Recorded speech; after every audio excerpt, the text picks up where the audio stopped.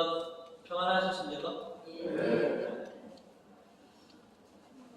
한 주만에 또 성당이 확 변한 것 같으시죠? 네. 온통 초록초록 그렇지 않습니까? 생명과 활력을 가져다주는 양중 절기를 이제 저희가 시작하게 되었습니다. 모든 그 초목들이 싱싱하고 활력이 넘치도록 자연에서 생기를 이렇게 받고 또 자양분을 공급받아서 이렇게 싱싱하고 푸릇푸릇하듯이 우리 교우님들도 하느님부터 생기와 능력을 받으셔서 항상 싱싱하시고 또 푸르고 힘찬 그런 인생들이 되시기를 주님의 이름으로 축원드립니다.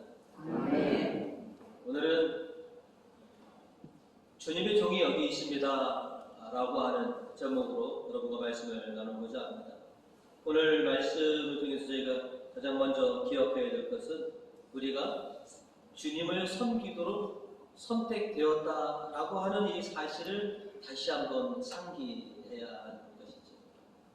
오늘 일독서는 우리 교우님들이 너무나 잘 아시는 어린 사무엘이 주님을 섬기도록 그렇게 부르심을 받은 그런 장면이죠. 사무엘이 어리기 때문에 아무것도 모르는 와중에 그래도 엘리 제사장이 하나님이 부르시면 이렇게 응답하여라 라고 그렇게 가르쳐 주었습니다. 그래서 하나님께서 사무엘을 네 번째로 부르셨을 때 사무엘은 엘리 제사장이 가르쳐 준 대로 그렇게 하나님에게 응답한 것입니다. 그 사실을 오늘 1도부터 10절은 우리에게 이렇게 생생하게 전해주고 있습니다. 야훼께서 거기에 나타나서시어 아까처럼 사무엘아 사무엘아 하고 부르셨다. 사무엘이 야훼여 말씀하십시오. 종이 듣고 있습니다 라고 이렇게 응답을 합니다. 이 장면이 바로 위대한 대예언자로서 사무엘이 하나님에게 선택받는 그런 순간이었습니다. 우리가 잘 아는 것처럼 주님의 종은 아무나 되지 않는다라고 하는 것을 우리는 알고 있습니다. 주님께서 선택해 주시고 그 인생 위에 은총과 능력을 부어 주셔야지만이 그가 비로소 주님의 종으로서 사역을 감당해낼 수 있다라고 하는 사실을 우리는 너무나 잘 알고 있습니다. 오늘 이 독서를 통해서 바오로 사도도 자신은 주님과 주님의 몸된 교회의 종입니다 라고 스스로를 이렇게 지칭하고 있습니다. 이 독서 5절로 우리가 선전하는 것은 우리 자신이 아닙니다. 예수 그리스도가 주님이시고 우리는 예수를 위해서 일하는 여러분의 종이라는 것을 선포하고 있습니다 라고 이렇게 바오로 사도는 그리고 교인들에게 전하고 있습니다. 자신은 주님과 몸된 교회의 종입니다. 그러나 이 종은 내가 되고 싶다고 해서 되는 게 결코 아닙니다. 내가 지혜가 있고 능력이 있다고 해서 그 지혜와 능력을 봐서 주님께서 나를 주님의 종으로 세우시는 것이 아니라 전적으로 하나님의 은혜와 능력에 힘입어서 주님의 종은 사역을 감당하는 겁니다 라고 하는 것을 우리는 이렇게 잘 알고 있습니다.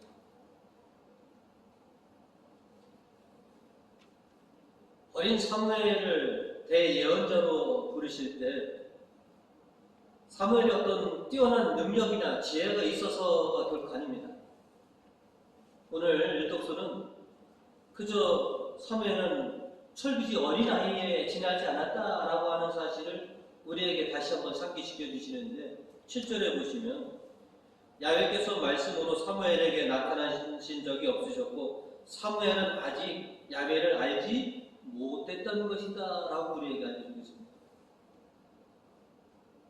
사무엘은 아직 아무것도 모르는 철부지 어린 아이에 지나지 않았다라고 하는 것이죠. 우리가 생각하더라도 철부지 어린 아이가 뭘 알고 있겠습니까? 뭔 능력이 있겠습니까? 이제 뭐 영재도 아니고 특출난 아이도 아닌 그저 평범하게 성전에서 허드렛 일을 하는 그 사무엘을 하나님께서는 그 사무엘을 택하셨고 그 사무엘이 성장하는 가운데 당신의 능력과 지혜를 부어주셔서 이스라엘의 단에서 저 북부에서 최남단에 이르기까지 사무엘이 하나님의 종으로서 예언자로서 인정받을 수 있도록 그렇게 해주신 것이 바로 다 하나님의 권능이셨다는 것이죠. 하나님의 능력과 지혜를 통해서 주님의 종은 자신들의 사명을 감당해낼 수 있게 되는 것이죠.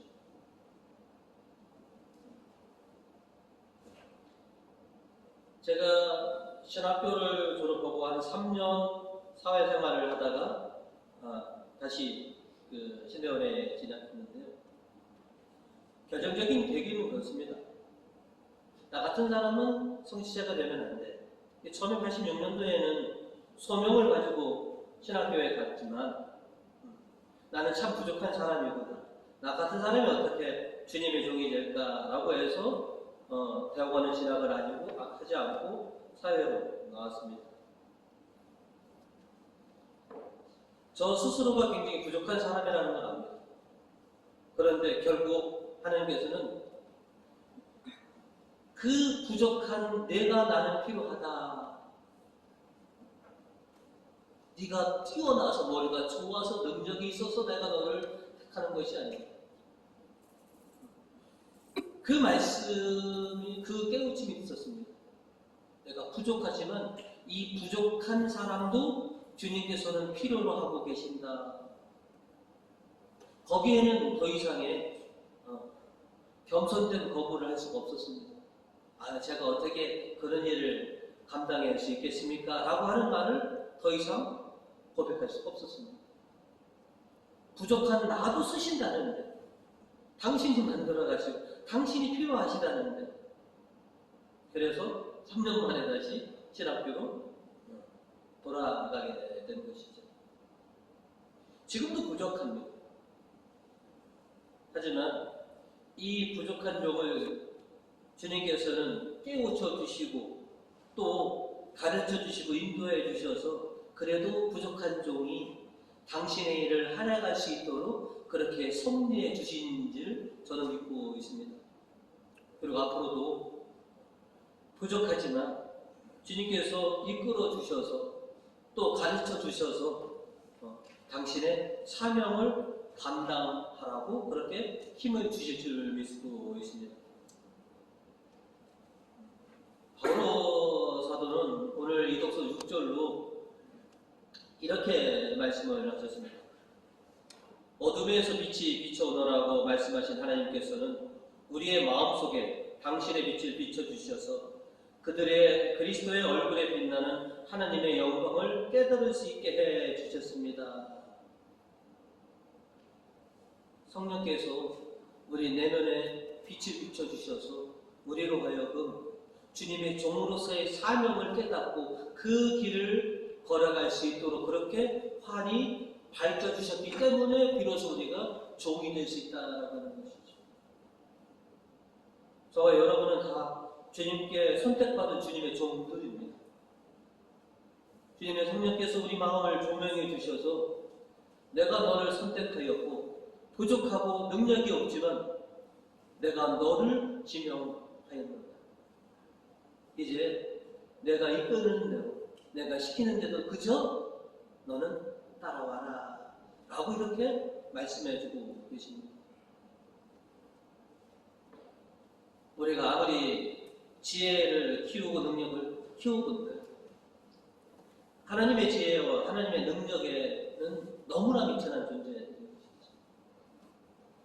그저 부족한 종임을 시기하고 성령께서 우리를 이끌어 주셔서 주님의 종으로서 주님을 섬기도록 그렇게 부르셨다라고 하는 이 사실만 기억한다면 아무리 부족한 종이라도 주님께서는 다 인도해 주시고 이끌어 주실 것입니다. 여러분도 성령께서 여러분 마음속에 이렇게 빛을 조명해 주셔서 여러분이 바로 주님을 섬기도록 선택받은 그리스도의 종이라고 하는 이 사실을 다시 한번 깨닫고 주님께서 바라시는 대로 주님께서 원하시는 대로 그렇게 주님을 잘 섬기시는 믿음의 종들이 되시기를 주님의 이름으로 축원드립니다. 오늘 말씀을 통해서 두 번째로 저희가 기억해야 될 것은 주일에 주님을 섬겨라 라고 하는 겁니다. 지난달이 이제 가정의 날이었는데요. 5월 5일이 어린이날이죠. 어린이가 주인공이 되는 날. 그죠? 5월 8일은 어버이날이고 당연히 그러면 어버이날 주인공은 부모들이 주인공이죠. 그러면 오늘 주일인데 주일의 주인공은 누굽니까? 당연히 하나님이 주인공이시고 또 하나님이 주인 되신 분. 그러면 우리가 부모님들이 어린이날 아이들이 원하는 대로 이렇게 뭔가를 해주려고 그러지 않습니까? 그죠? 아이들에게 더 듬뿍 사랑도 주고 뭔가 맞춰주려고 하고 또 어버이날은 어머님들 기호나 어머님들 부모님의 뭔가를 좀 맞춰드리려고 우리가 하지 않습니까? 주님의 날은 우리가 주님께서 원하시는 대로 맞춰드리는 날이 오늘 하나님이 주인 되시고 또 주님께서 원하시는 대로 우리가 그렇게 오늘 하루를 지켜드리는 것이 우리가 마땅히 해야 할 도리이다라고 하는 것이죠. 근데 안타깝게도 많은 분들이 이 주의를 지키는 것을 단순히 의무라고 큰 짐이라고 부담으로 느끼시는 분들이 참 많이 계십니다. 자식에게 짐이 되고 부담이 되고자 하는 부모는 없습니다. 하나님이 우리에게 짐되고 부담되도록 주의를 지키라라고 제정해 주신 것이 결코 아니다라고 하는 것이죠. 오히려 우리에게 은혜와 축복을 주시기 위해서 이 거룩한 날을 제정해 주신 것입니다.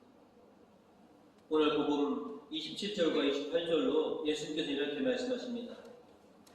안식일이 사람을 위하여 있는 것이지 사람이 안식일을 위해서 있는 것은 아니다. 따라서 사람의 아들은 또한 안식일의 주인이다 라고 이렇게 말씀해 주십니다.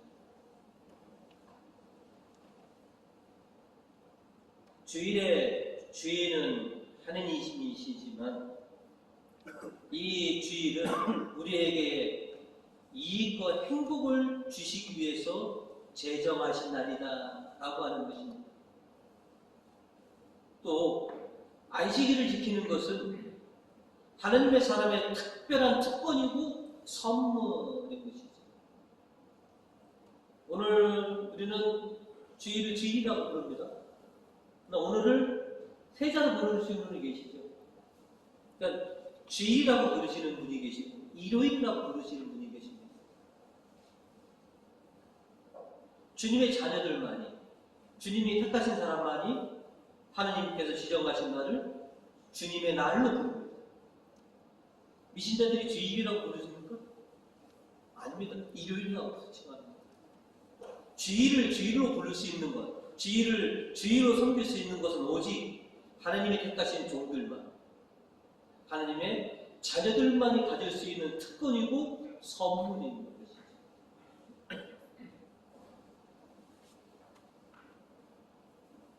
오늘 우리는 하나님께 의무를 지키기 위해서 주일을 지키는 것이 아닙니다.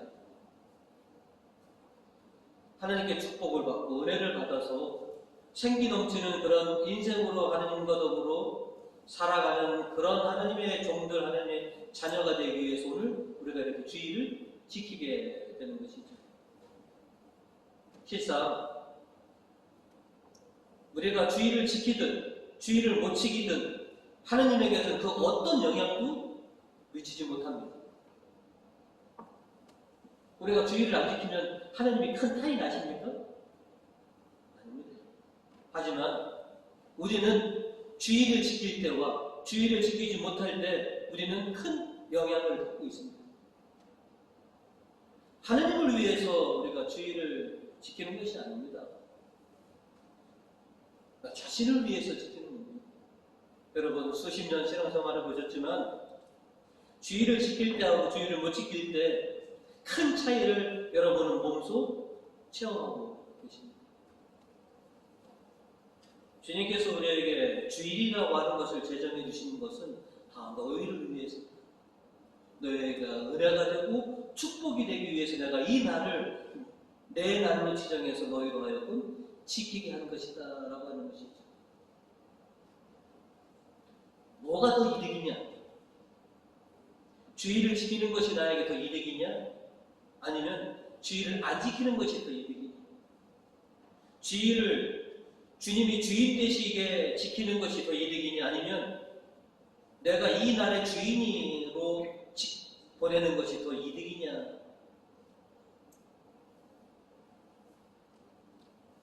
저도 그랬던 적이 참 많이 있습니다.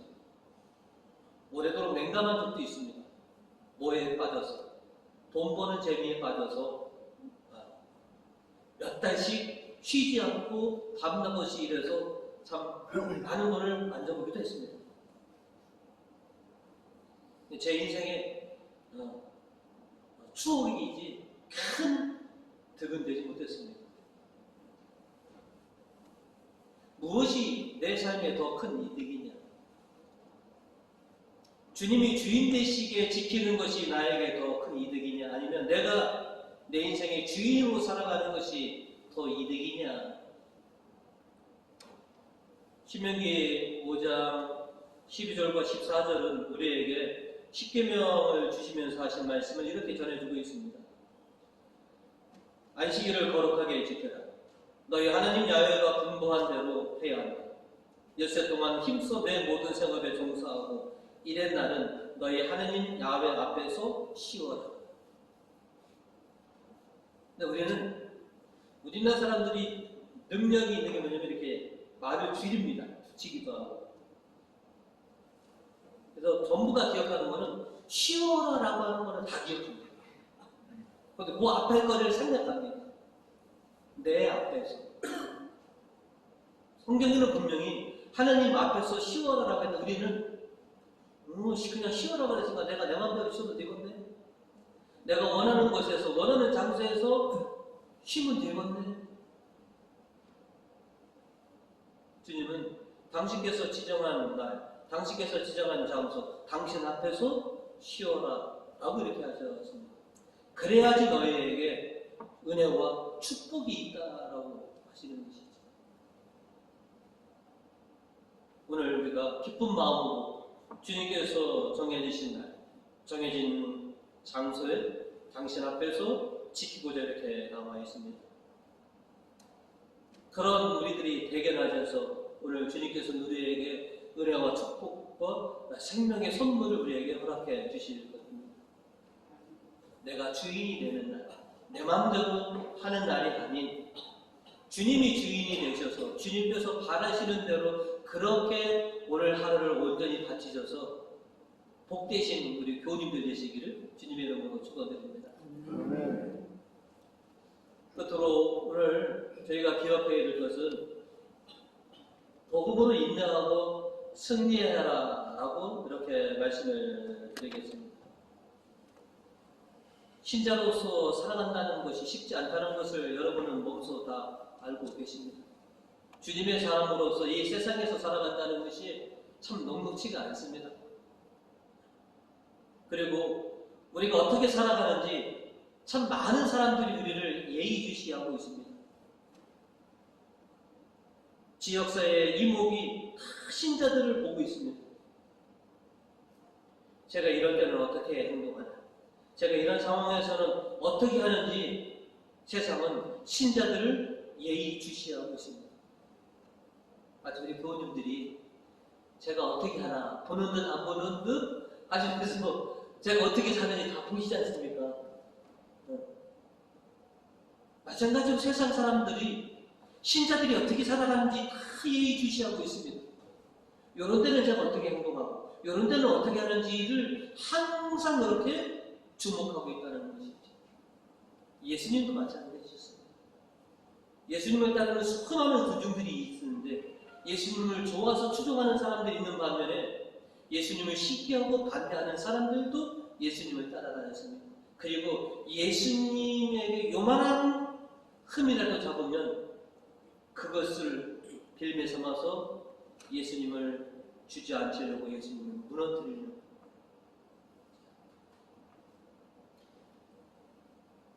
예수님이 밀밭을 가실 때 제자들만 간 것이 아니라 바리새파 사람도 두 눈 시커멓게 뜨고서 제자들의 행동을 유의주시했습니다. 그렇지? 그리고 회당에 들어오셨을 때 저기 손이 오그라든 사람이 있구나. 예수님께서 저 사람을 고쳐주기만 해봐. 그냥 단박에 가서 신고를 해야지. 오늘 복음 2절에서 보시면 예수께서 안식일에 그 사람을 고쳐주기만 하면 고발하라고 지켜보고 있는 사람들도 있었다라고 그렇게 우리에게 전해주고 있습니다. 많은 사람들이 예수님을 바라보고 있습니다. 또 그 중에는 이렇게 예수에게 흠이 되는 반대자들, 또 시기하는 사람들이 섞여 있었다는 것이죠. 그 사람들을 오늘 성경에서 보면 예수님께서 어떻게 다 물리치셨느냐. 하나님의 말씀으로 당신을 시기하고 당신을 반대하는 사람들을 다 내치셨습니다. 실은 우리들도 세상에 살아가는 데 있어서 많은 반대와 또한 어려움에 부딪힐 수가 있을 때마다 또 우리도 뭐냐면 주님께서 주신 복음으로 하나님의 말씀으로 실은 우리들의 반대자들 또 우리를 시기하는 사람들을 우리가 능히 이겨냈던 그런 경험들이 있습니다. 우리가 이 세상을 살아가는 데 있어서 어떻게 보면 참 힘들고 어렵습니다. 세상 사람들이 신자들을 주님의 종들을 고이 봐주지는 않습니다. 그럴 때일수록 우리는 믿음으로 주님께서 우리에게 주신 복음으로 참 견뎌내고 버텨내고 결국에는 승리를 가져다 승리를 쟁취하는 것이 우리의 몫인 것이죠. 우리는 세상과 고난 앞에서 힘들고 어려운 순간들이 많이 있었습니다. 그리고 앞으로도 그럴 것입니다. 우리 성당 주변에 초목이 아주 그냥 푸릇푸릇하지 않습니까? 이렇게 싱싱해야지 이제 조금 있으면 장마도 만날 것이고 또 한 달 지나가면 태풍도 맞을 때 그것을 잘 견디기 위해서는 지금 한껏 싱싱하고 푸르러야 합니다. 그래야지 수많은 세파를 견뎌내고 또 이겨낼 수 있기 때문에 그렇습니다. 우리도 마찬가지입니다. 우리는 고난과 시련 속을 우리는 견뎌낼 줄 알아야 됩니다. 그리고 믿음으로 승리하는 그런 모습들, 좋은 결실들을 맺는 모습들을 우리가 드러내야 하는 것이죠. 바오로 사도는 오늘 이 독서를 통해서 8절과 9절로 이렇게 말씀하셨습니다. 우리는 아무리 짓눌려도 찌부러지지 않고 절망 속에서도 실망하지 않으며 궁지에 몰려도 빠져나갈 길이 있으며 맞아 넘어져도 죽지 않습니다. 그 어떤 고난에서도 우리는 참아 견뎌낼 것이고 반드시 주님의 이름으로 우리는 승리할 것입니다. 주님께서 우리에게 능력과 지혜와 힘이 되어주시는 것도 너희 앞에 수많은 시련과 세파가 있을 것이다. 참고 견뎌내라. 그리고 승리해라. 그렇게 바라주고 계십니다.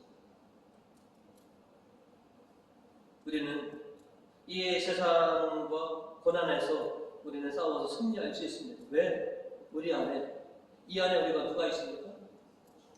주님에 계시고 성령에 계시고 생명이 있기 때문에 우리는 세파와 고난으로부터 견뎌낼 수 있고 참아낼 수 있습니다. 바오로 사도가 10절로 이렇게 얘기합니다. 우리는 언제나 예수의 죽음을 몸으로 경험하고 있지만 결국 드러나는 것은 예수의 생명이 우리 몸 안에 살고 있다는 사실입니다. 그래서 우리는 견뎌낼 수 있습니다. 그래서 참아낼 수 있고 그래서 승리할 수 있습니다.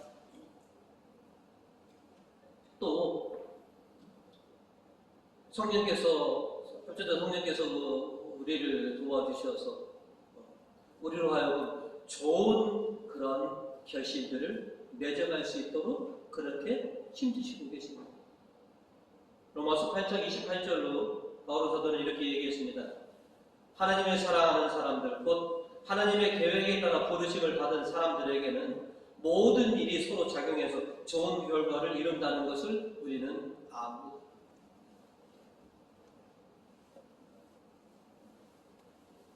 주님께서는 우리가 성령을 통해서 좋은 결과들을 만들어낼 줄 알고 계십니다. 이제부터 어떻게 보면 시작입니다. 연중 34주까지 여러분 달려가시면 한참 가셔야 되지 않습니까?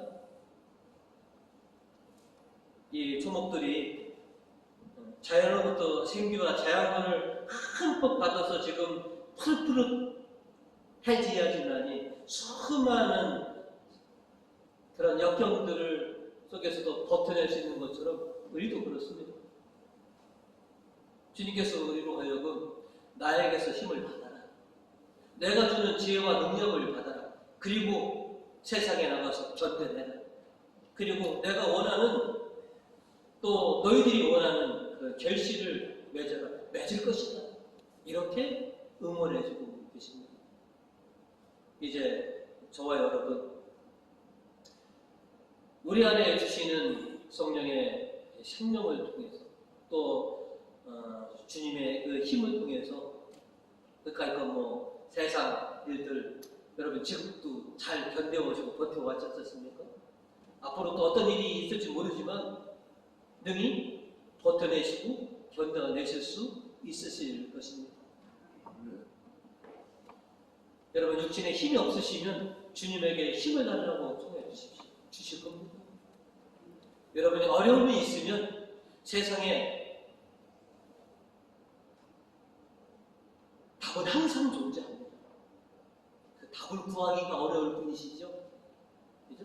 세상에는 반드시 답이 있습니다. 하나님께서 그렇게 만드셨습니다. 이제 믿음으로 수많은 시련들 앞에서 담대해지시고 성령의 도우심으로